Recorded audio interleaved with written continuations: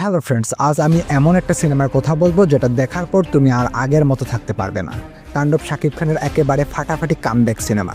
এই সিনেমাটা শুধু একটা রিভেঞ্জ থ্রিলার না, এটা একটা আবেগ, একটা কাঁপুনি, একটা না বলা গল্প। আর আজকে আমি তোমাদের নিয়ে যাচ্ছি এই সিনেমার প্রতিটা চরিত্র টুইস্ট আর থ্রিলারের গভীরে।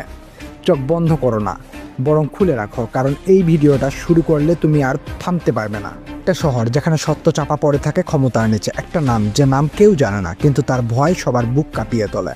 একজন মানুষ যার হাতেই শুরু হবে বিচার, আর তার নাম মিকেল। সে না পুলিশ না রাজনীতিবিদ, সে নিজেই আইন, নিজেই তাণ্ডব। সিনেমাটা শুরু হয় স্বাধীন নামের এক সত্যনিষ্ঠ সাংবাদিককে নিয়ে, যে সমাজের কালো দিক তুলে আনে। কিন্তু ধীরে ধীরে সামনে আসে সে শুধু সাংবাদিক না, সে হচ্ছে মিকাইল, এক জটিল ইতিহাস আর প্রতিশোধের গল্পের কেন্দ্রে থাকা মানুষ। মিকেল নিজের পরিচয় লুকিয়ে একে একে সফল দোষীদের বিচারের মুখোমুখি আনে তার নিজের নিয়মে।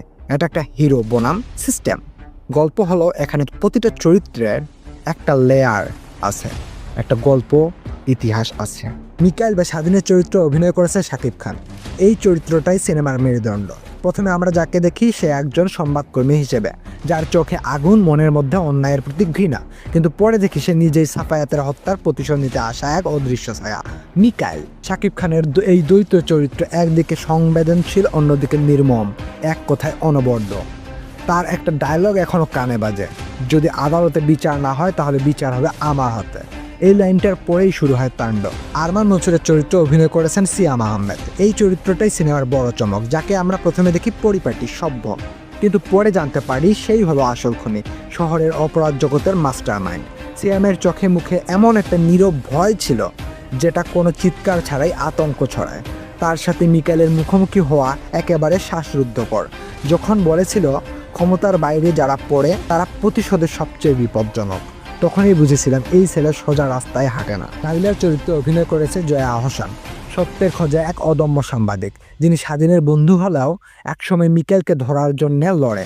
জয়া আহসানের অভিনয় ছিল ঠান্ডা অথচ তীক্ষ্ণ। সে ছিল সিনেমার আলো, যে অন্ধকার ও সত্য খোঁজে। তার ডায়লগ, সত্যকে যদি তুমি চাপা দাও সেটা একদিন বিস্ফোরণ হবে, একটা লাইনে যেন চরিত্রটা তুলে ধরলো।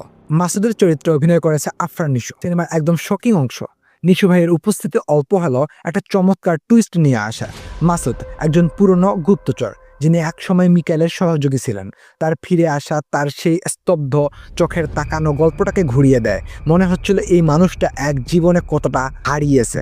সিনেমাটোগ্রাফি ছিল মাটির কাছাকাছি, বাস্তব এবং মুডি, ঠিক থ্রিলারের মতো। ব্যাকগ্রাউন্ড সাউন্ড শুনলেই মনে হয় কিছু একটা ঘটে যাচ্ছে।